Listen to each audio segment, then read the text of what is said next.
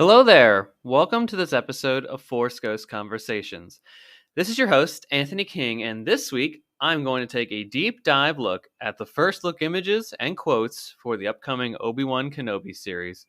Before we get started, I'm inviting you to join the conversation with us. We can be found on Twitter at Force Ghost Pod. You can also follow us on Facebook, Instagram, YouTube, and TikTok just by searching Force Ghost Conversations. Look forward to connecting with you on those platforms. And also, please be sure to subscribe, rate, and review the podcast on your listening site of choice.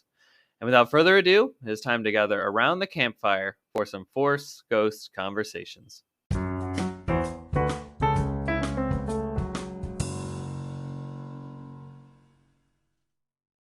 Okay, everyone, welcome back. And as alluded in the preamble, we're going to take a look at those first look images and quotes from the interviews in the recent EW first look at the Obi-Wan Kenobi series that was released just slightly before the trailer came out for the Obi-Wan Kenobi series, that first teaser. So if you recall from last week's episode, I am following up on my promise to go over these images and quotes from the creators and cast in a bit more detail, giving each appropriate medium their time in the sun. There's also not a whole lot of Star Wars news this week, so before we get into our deep dive discussion, let's review the Star Wars news in a segment that we call here Cloud City Gossip. And first, honestly, the biggest news this week still is that first teaser trailer for the Obi-Wan Kenobi limited series on Disney Plus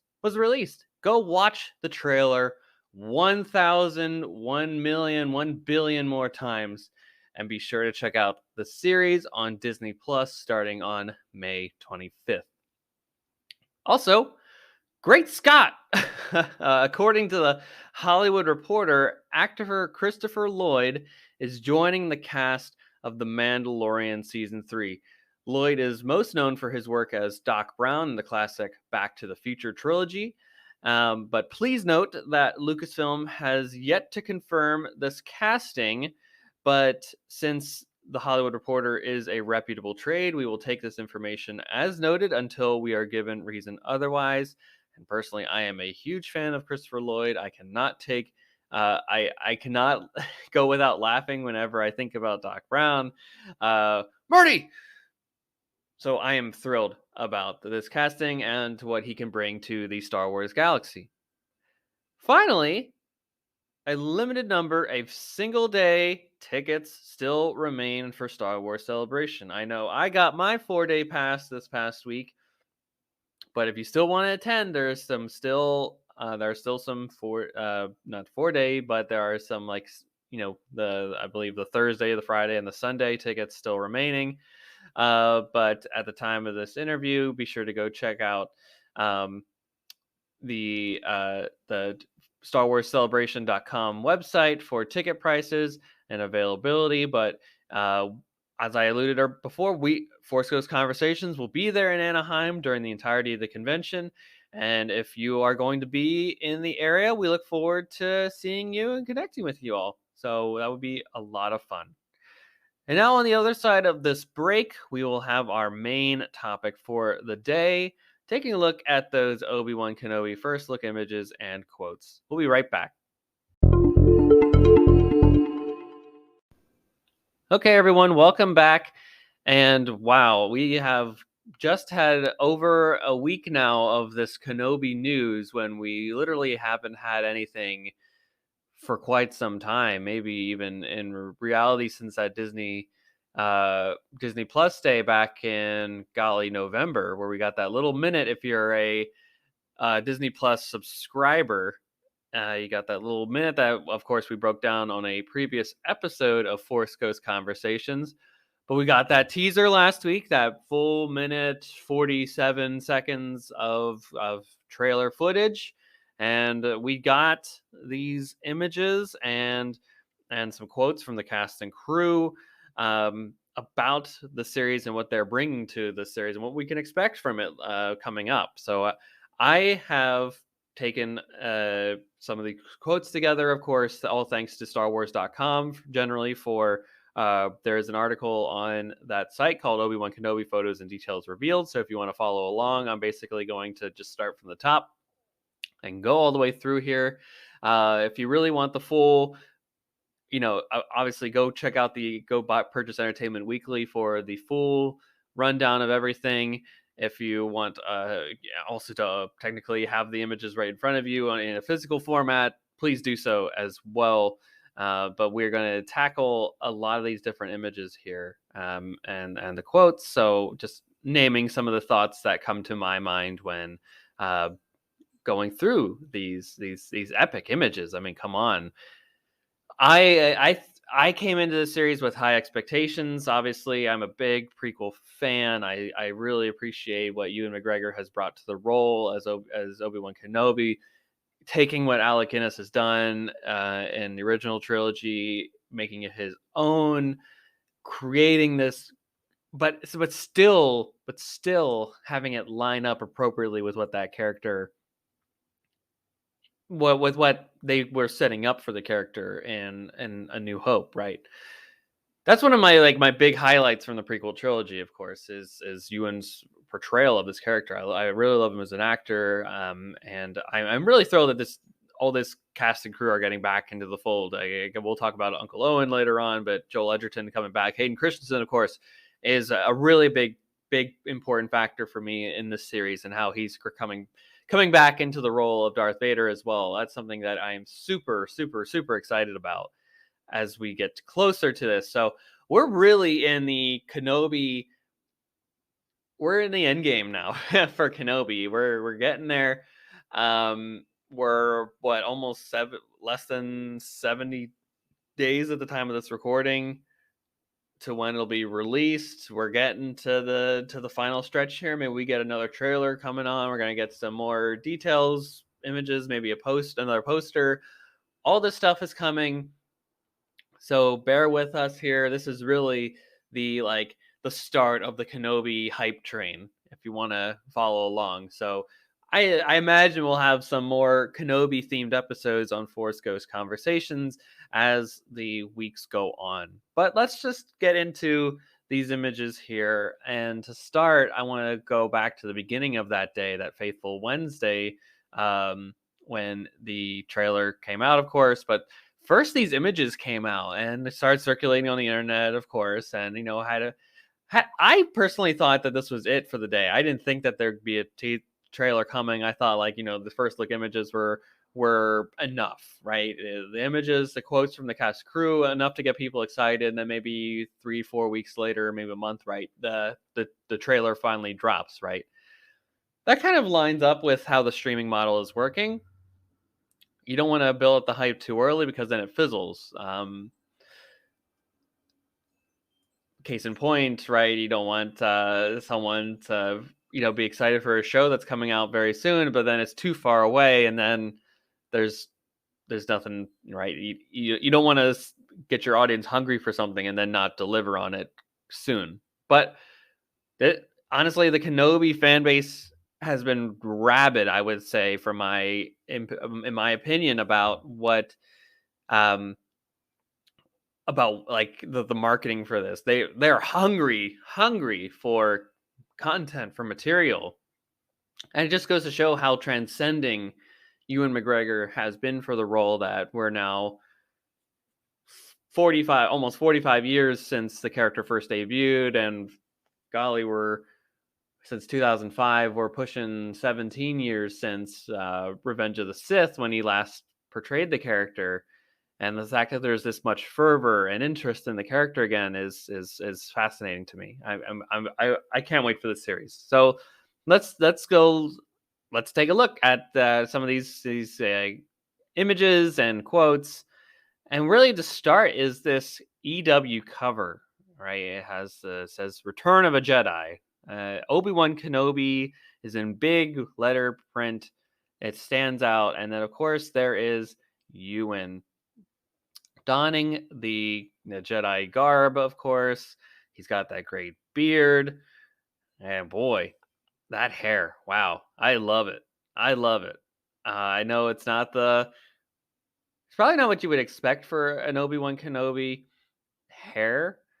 It's kind of similar to his like almost mullet-esque hairstyle in Attack of the Clones, but I actually really like this. I like how I mean, I personally I can't wait to see it free flowing in the winds and the sands of Tatooine as he's strolling across the Dune Sea or something like that, or is checking in on Luke from a mountaintop across the way, or a peak or ridge, whatever. I assume there's not mountains on Tatooine. I love that the lightsaber is there. That's iconic. But he looks, if you look at that, I mean, just look at his eyes. This is a man that looks like he's a little frazzled, in my opinion. I think that he's world weary, of course, to this point. He's seen a lot of war. He's seen all of his friends basically perish around him. Everything that he knew around him. This is a person that's broken, that's defeated. We obviously got that from the trailer. I see a little bit of hope in his eyes, frankly. I'd be remiss if I didn't note that. But I think there's obviously a lot of loss, grief, and turmoil within this, at least this picture that is presented to us on the cover of the CW magazine here. I also love seeing the twin suns in the background, obviously noting Tatooine and where the setting of this story will be taking place. But they're appearing out of like clouds, storm clouds even. There's a dark clouds. Obviously, I would say representing the dark cloud of the dark side, the Sith, the Empire that is now ruling over everything. He'll eventually, Obi-Wan will call this era between Revenge of the Sith and A New Hope the Dark Times, aka the rule of the Empire and the reign of the Empire. I really like this cover overall. And below there, underneath the Kenobi, the big white bolded text there, it says, Ewan McGregor lights up the Star Wars galaxy for the rematch of the century. I love that phrasing. But honestly, what does it mean for the series? We know that Vader's coming back. That's been known since 2020, that December Disney Investor Day. We knew Hayden was coming back. We knew he's going to be in the role of Vader again, but to what capacity? To what lengths is he going to be in the series? We're going to see him without his mask on. Are we going to see flashbacks? We're going to see alternate timelines in the future where these things didn't happen as they did, right? There's a lot of potential here for what this all could be and what it could mean, right? And the Force obviously always works in mysterious ways.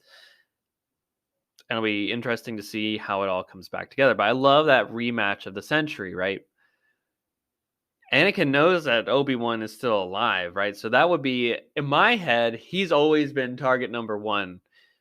We got the Inquisitors from the trailer. We know they're going to be a part of it all. But like, honestly, who is Anakin going to blame for everything, right? He's obviously not going to look at himself. I don't think he has the wherewithal and the fortitude to have that capacity at this point. And if you're someone that's that in deep into the dark side, there is always that narcissism of it's never me. That's the problem. It's always other people around me. And the reason why he's gone down this path, why the Jedi betrayed, quote unquote, in his eyes, why the Jedi betrayed him, why Padme turned against him, why he's in this suit, why he's a frail person that he once was. That's all. He would obviously, in my opinion, blame that on Kenobi. So if you know he's alive and your task is to hunt down and destroy the few and far between remnants of the Jedi Order, that is a very powerful storytelling device there. And I am very intrigued to see how and when Vader is incorporated into this series. Obviously, I think it's going to be leading to its own duel, of course, wherever that may take place, whether it be Mustafar, Dayu, that new planet that they're teasing. I hope not Tatooine, because that would be a little too close to home for comfort for where the story ends up. But hey, I can be proven otherwise, frankly. But this duel has been heavily teased ever since that 2020 Disney Investor Day. And I'm very, I mean, come on, that Revenge of the Sith battle between Anakin and Obi-Wan not only is probably some of the most martial arts infused, technically awesome and really in depth with the choreography, fight sequences, and all of Star Wars. But it's also one of the most emotional, right? I love the track in the background. It's the Battle of the Heroes that plays. There's a little bit of Duel of the Fates too. It's really just a microcosm of all the prequel trilogy taking place in one massive action sequence. So they have a lot to live up to when it comes to this. And I also love obviously we know they meet again later on in A New Hope, and it's kind of their last duel against each other. But what does this middle chapter look like? I don't want to speculate right now on it because I don't really have too much information at this point, but I am expecting a lot of great action, but with emotional undertones that will be really piecing its way through. So if you scroll down, you see that first look image, or I mean, really the first image that we get in this series of images that are released by EW here, Entertainment Weekly, of course. And it looks like Kenobi is meditating in a cave at night. If I'm speculating as to what could possibly be happening within this scene, of course, perhaps this could be Obi-Wan trying to communicate with Yoda, maybe even Qui-Gon trying to learn what it is to be a part of the cosmic force. Whatever that may entail, I hope we get some more of those conversations. Maybe he's a broken person at this point. Maybe this is where he goes to kind of shut down, reflect, and look back on his life and what it was, what it means, and now his current purpose that he has going for him. I would find that really fascinating and interesting personally. I hope that obviously this is going to be I think, golly, I think that it's what 7 episodes or something like that. Oh, I don't know off the top of my head, so don't quote me on that. But there is time, right? There is the time to have these tender emotional moments for the character where you can let it breathe. I think a lot of the complaints with the prequel trilogy don't obviously there's a lot of dialogue and movement of the characters forcing the plot along, and there isn't really a lot of time for the characters to kind of just like breathe and have these moments. I mean, I think that there are those moments. You know, I will defend those films to the end of time. But at the end of the day, they're also 2 hour, 10-minute movies where you gotta keep things moving because you have to get to an end point at some point. But with a TV series, you have the time to examine everything from different angles, points of view. You can let things sit and breathe. And I hope that with this series, and that's the benefit of a series, is that we can get more of these moments. So obviously, we're gonna look at our first quote from Ewan McGregor here in regards to Obi-Wan, and Ewan says, "quote He's a broken man after what happened with the Jedi Order at the end of Episode 3, but also what happened with Anakin, that he lost him to the dark side. He feels an enormous amount of responsibility for that and guilt, and that absolutely makes sense to me. Obi-Wan failed at the end of the day." He lost. And how does someone live with that and also keep to their new purpose? Defending Luke. That's his new purpose. That's his task. He believes that Luke is the new hope. He believes that Luke is the chosen one. And he is going to protect that little child with everything he's got. I love that quote from Ewan, though. I know he's been thinking about this series for a while now, and where Kenobi is as a character, where he is in his head, in his heart, and I think he hit all the right beats there with that quote. Obviously, the next image there too, once you scroll down a bit, is on the post is the Vader image, and wow, do I love this? Do I love this picture? Absolutely, I would love to frame it, post it on the wall. If I had the space, my wife will not let me do that. It is so reminiscent of Rogue One, a Star Wars story with a scene in his castle. And I frankly believe, if I'm going to assume, that this is his castle. That's him with his back to tank. He's probably in there meditating, healing. You burned alive basically, and then you're forced into this mechanic suit, right? There, you're gonna be living in pain, and frankly, from what I understand from like canon material, Lords of the Sith, the Charles Soule comic series, is he really feeds off of that pain to really create his power.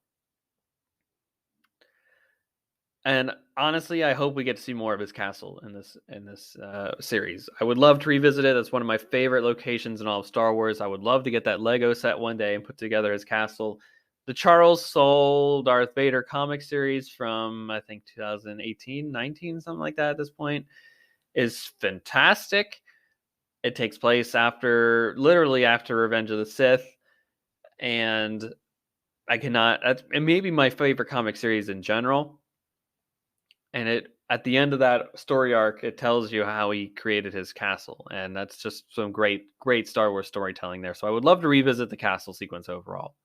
But in regards to Vader and his role in the series, Joby Harold, who's one of the writers for the series, he said they said his shadow is cast across so much of what we do in regards to Vader.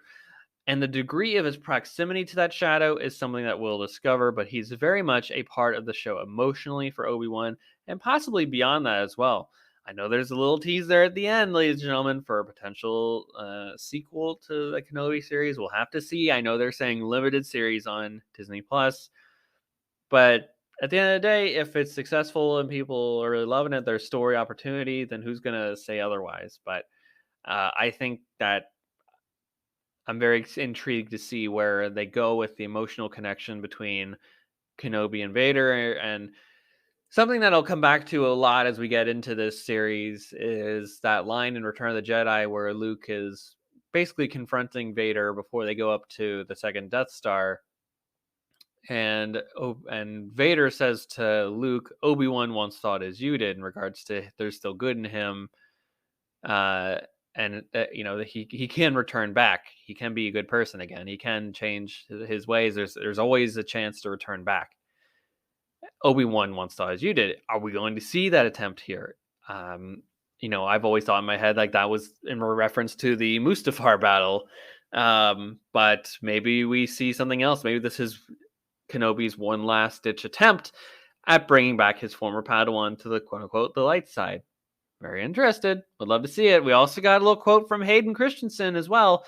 We're going to see a very powerful Vader, promised Hayden, returning to the role for the first time since Revenge of the Sith. And yeah, you have to. This is Vader in his prime. This is quintessential Darth Vader. This is him. He knows how to be a part of the suit, right? He's not just getting out of the surgery table at the end of Revenge of the Sith and then kind of stumbling around, right? He knows how to walk, he knows how to run, he knows how to get around in the suit.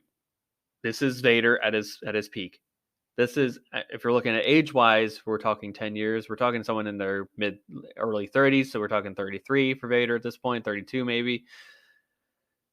And he's got a purpose. He's hunting down Kenobi. That's really it. You hunt down the bane of your existence, and that's all he's putting his effort and focus into it, from what I can tell at this point. In regards to the experience, Hayden also said that the whole experience was very surreal, and getting to hang out and reunite with Ewan McGregor had an especially strong meaning for him. The first time that I saw Ewan as Obi-Wan again, that was a very special moment for me, and one that I'll remember for a very, very long time. I'm glad that these two guys are still friends, especially after all the backlash that took place online and after the prequel trilogy came out. Undeservedly, those guys really put their hearts and souls into those characters, and I'm glad that they're finally getting the recognition and just due that they've earned. They've really put in the great effort to create these wonderful characters that obviously still have lingering impact on the world. So if you scroll down a little bit more in the article here, there is our first look at the new Inquisitor named Reva. We'll find out. She's played by Moses Ingram. And my first thought here is I really like that outfit for this Inquisitor Reva. It looks really menacing, yet different from what we've seen for other Inquisitors in Star Wars canon. And in regards to Reva, Ingram said Reva is a boss. I mean, really full on athlete. She's on a mission and will conquer that at all costs when given the opportunity. Yeah, I hope so. I hope we get to see Reva unleashed, right? See the Inquisitors going. This is a character that's fully introduced for this new show, so we have no contextual evidence of where the character goes, what happens to the character. This is all fresh storytelling territory here, which is exciting. Obviously, we've seen the Fifth Brother, we've seen the Grand Inquisitor, and we know where their stories end. It's in Star Wars Rebels, right? Spoiler alert for that. Go check out Star Wars Rebels. Again, I talked about it last week. The things that you should probably watch in order to get prepared for the series as much as possible.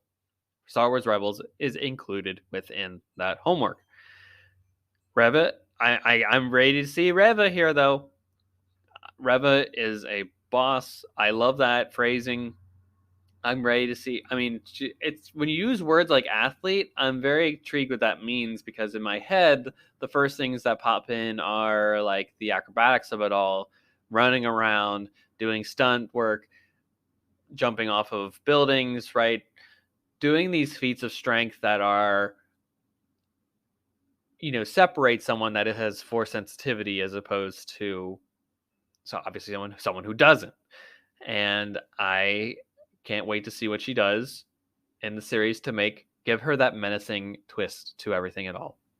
But she also had a really touching note here about why she wanted to be a part of this universe and with the character and what it means to her overall. And she said, Moses Ingram said, I wanted kids to have their own hair at Halloween, and that's huge if you look at all the black kids with kinky hair. When they want to be Elsa, they got to put on a blonde wig, and now there are so many kids that I'll be able to wear their hair at Halloween. That's going to be really exciting, and I am 100% in agreement here. I'm the representation that I hope it comes with this character will be a really big push for more inclusivity and representation across all of media. But I hope within Star Wars as well. And I'm very excited for this character, and I want to see Ingram's take on it more than anything. So we obviously got more photos that show Reva stalking the streets, ready for battle. We get Obi-Wan with an EOP. Love seeing him get around with them too from the trailer. That is so reminiscent of a little bit of episode 1 and 3 there. But really, the last image that I wanted to point out within this overall first look is the last one there, which is Reva confronting Uncle Owen. And again, I mentioned this at the top, but I love the fact that George cast Joel Edgerton as a great, fate would have it, right? It's incredible that such a great actor was cast back then, and he's obviously had a wonderful career in Hollywood to this point, and he's back in the role. He's back in this role, and I'm grateful that we're going to get more Uncle Owen content. Justice for Uncle Owen, right? Justice for Uncle Owen and Beru. We're getting them back in this series, and I really want to get in their headspace. I know they get typecasted in A New Hope as these, the farmers that are holding back Luke from it. That's the conservative side of it all is stay here, be safe, moisture farm. Like it's obviously moisture farming is important to Tatooine, right? It's a planet that doesn't have water. They need water. It's a very important resource in order to survive. But they're saying don't get involved, right? You need to stay here. We need you for the harvest, right? It's the people. They represent the people holding you back from the things that you want to do and the adventures that you want to be a part of, right? These are just natural things, and they play that role. But they're also protective parents at the end of the day, right? Luke did not have, obviously, his mother and father around to have those roles for him, and they adopted him into their belief system, their culture, what have you. They were farmers to begin with. They knew they were going to be farmers going into it. I think that was obviously clear from episode 2 that what they were going to be doing with the rest of their lives. And I just want more Uncle Owen content. I'm very excited to see where he's going with all this, where he's at in his personal mindset at this point. But obviously, it just shows how close that the Inquisitors actually get to finding Luke. I don't know what happens in the course of the scene, how they get to this point yet, what the standoff entails, but she's literally inches away from his face. I know Force users have the ability to, uh, do some mind reading, do some investigations in the mind. They can sense things, of course. What is Owen doing here that is stoic enough that they do not discover that there's a potential Force user out there in the planet? Maybe Owen doesn't know. Maybe Luke doesn't know. Maybe he's not exhibiting things. I don't know. I'm gonna wait to see it on screen, of course, and it's gonna be fascinating when eventually it does come out. But wow, that's powerful. Honestly, too, perhaps this scene is the driving point for why Kenobi needs to go off world. Again, they're getting dangerously close to discovering Luke Skywalker. And that's Obi-Wan's purpose, is protecting Luke. If him going off planet and kind of revealing himself to the world, to the galaxy again, is what is needed to get people away and from get these Inquisitors from off the trail from Luke, then so be it. I think Obi-Wan is really is ready and willing to make that kind of sacrifice for the greater cause. But again, we still have almost 2 months to go at this point for the series. I'm very excited along the way. Go check out these great photos on StarWars.com. Go purchase the EW article. I'm sure it's hitting newsstands very soon if you want the cover. The EW first look with Star Wars is a long-standing tradition going back many years now. So go check that out. Go support this this wonderful artwork. And I personally am very excited for the Obi-Wan Kenobi series. The hype train is officially off the station. We're heading down there. We're going towards this May 25th release date, and it's coming, and it's going to be here sooner before you know it then, and I cannot wait. So with that, everybody, that is all that I had for Force Ghost Conversations this week. What do you think about these Obi-Wan Kenobi first look images and quotes? Is there anything that stood out to you that maybe I didn't touch upon? I would love to hear it. Connect with us on our social media platforms, Twitter, Facebook, Instagram, TikTok, YouTube, you name it, we're there. And we would love to continue the conversation with you all. But for now, that is all that we had for this week. I hope that you all have a great week, and we'll be back next week with a brand new episode. And may the Force be with you.